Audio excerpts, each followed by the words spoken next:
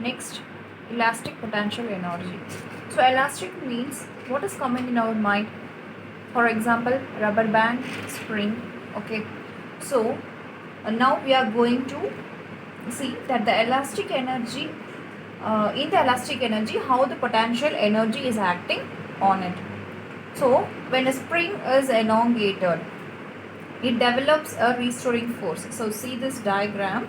This is the normal spring, and if we elongated the spring, see this first diagram, if we elongated the spring try to go back to the original position. So that is called what? Restoring force. So this is the normal spring, and if you are elongated, that is if you are stretching the spring, it goes to some distance and again it come back to the same original position. So that force is called what? Restoring force.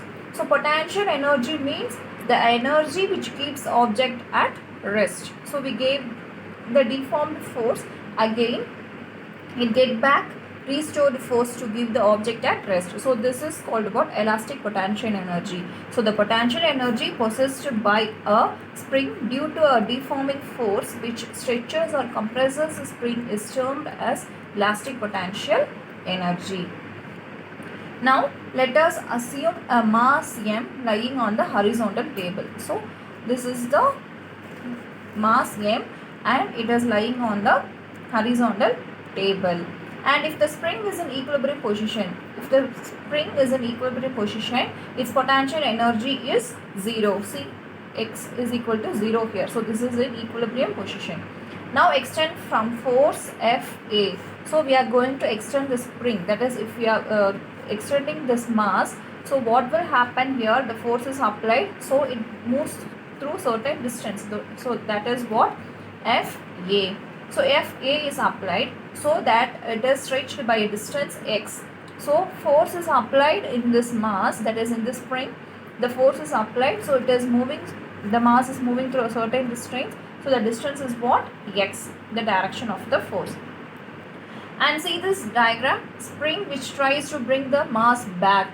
So in this diagram the spring is stretched, and in this diagram the spring which tries to bring the mass back to its original position. So that is what? Fs. So it is called restoring force. So the applied force and the spring force are equal in magnitude but opposite in direction, because I am giving the force here in this direction and the mass is moving in this direction, but again the restoring force is coming back to the original position. So the magnitude is equal but it is in opposite direction. So what we called as F vector A is equal to minus F vector S, because I am giving the force to the one direction but the restored force is coming to the opposite direction. So that is minus Fs. So according to Hooke's law, that is F vector S is equal to minus Kx vector. So the negative sign in the above expression, I'm writing here. The negative sign in the above expression implies that the spring force is always opposite to that of displacement x vector. So I'm giving the force, the spring is moving in one direction but the spring force is coming back to the another direction, that is opposite direction, and k is the force constant. Therefore applied force is F vector A is equal to plus Kx vector. The positive sign implies that the applied force is in the direction of displacement x vector. So why we are putting positive means, if I am giving the force here and the x distance is moving along this force, so I'm putting plus Kx vector. And suppose dr. Now the work done by the applied force on a spring to stretch it by a displacement x vector and is stored as elastic potential. Let the spring be stretched be a small distance. So I am taking small distance, that is dx or dr. So dr is a small distance. So what is the complete potential energy? Integral of F vector into S into dr vector. So if I am integrating this 0 to x, so I am taking 0 to x and modulus of F vector S and modulus of B vector cos theta. Here cos theta is equal to 1 because, see this diagram, I am giving the force here and the displacement also going the same direction. So here theta is what? 0. So cos theta is equal to what? 1. So cos theta is equal to 1. So integral of 0 to x f is dr is nothing but dx. So dx cos theta. And now applied force, that is the applied force F vector x and the displacement dr vector are in the same direction. Okay. So the power limit is what? X is equal to 0, that is lower limit of integration. And if the initial position is not 0, then u is equal to 0 to x, that is f as, instead of f as I can put, see this integrating, so k into x square by 2 0 to x. So k of x square by 2 0x, that is we can write u is equal to half kx square. So if the initial position is not 0 and if the mass is changed from position xi to xf, that is initial to final, then the elastic potential will be u is equal to half k, and instead of x I am going to change the position, that is initial to final. So what will happen? So xf, that is x square f minus x square I, that is final to initial. So this is the equation. We observe that the potential energy of the stretched spring depends on the force constant k, and elongation or compression is what? X. Okay, this is the graph for a force and displacement. That is the elastic potential energy can be easily calculated by drawing a force and displacement graph. Okay, so the shaded area, that is the triangle, is the work done by the spring force. So what is the formula for area of the triangle? Area of the triangle is equal to half into base into height, half base into height. Here what is the base? X, and what is the force? That is, what is the height? Kx. So half kx square. So this is the graphical, that is, this is the graph for the force and displacement. Next, potential energy displacement graph for a spring. So a compressed or extended spring will transfer its stored potential energy into kinetic energy of the mass attached to the spring. So that is what, if we are giving energy to the mass and the rest position of the mass is moving through the certain distance, so the potential energy is changes into kinetic energy. So this is the graph. So this is the displacement.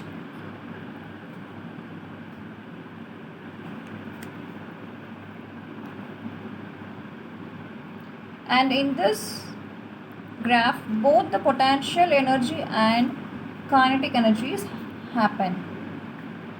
So in a frictionless environment, the energy gets transferred from kinetic to potential and potential to kinetic repeatedly, such that the total energy of the system remains constant. So change in kinetic energy is equal to change in potential energy, because the potential energy is changes into kinetic energy and kinetic energy is changes into potential energy. Okay. Now conservative force and a non-conservative force.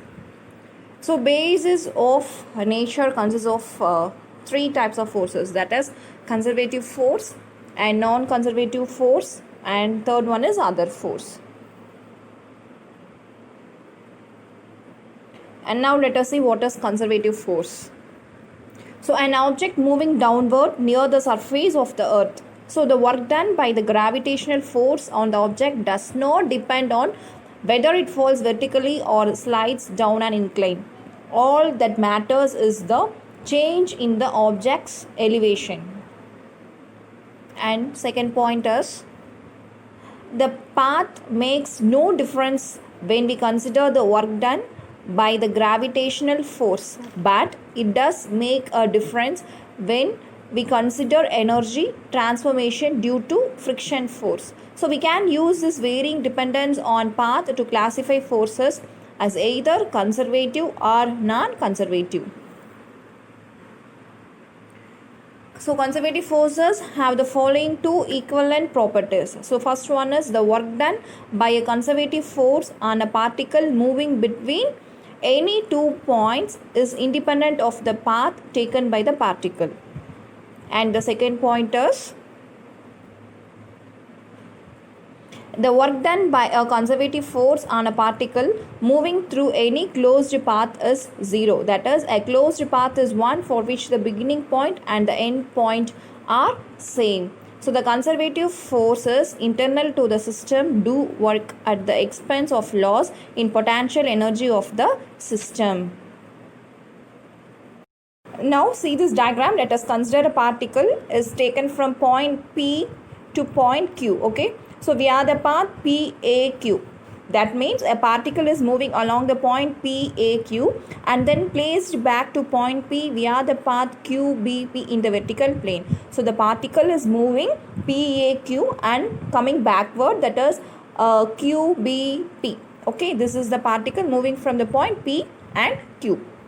So let us calculate the work done by gravity on the body over this closed path. So over this closed path, now we are going to calculate the gravity.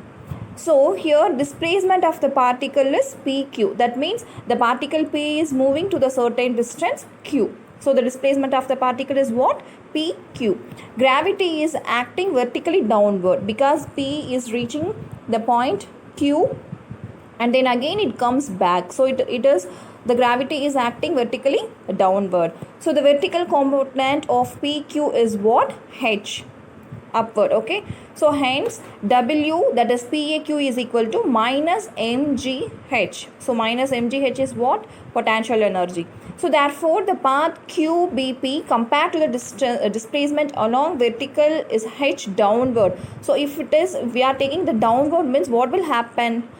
So WQBP is equal to plus mgh. So therefore the total work done, that is minus mgh plus mgh, is equal to 0. That is WPAQ plus WQBP is equal to what? 0. So this is the diagram that shows a conservative force acting on it. Okay.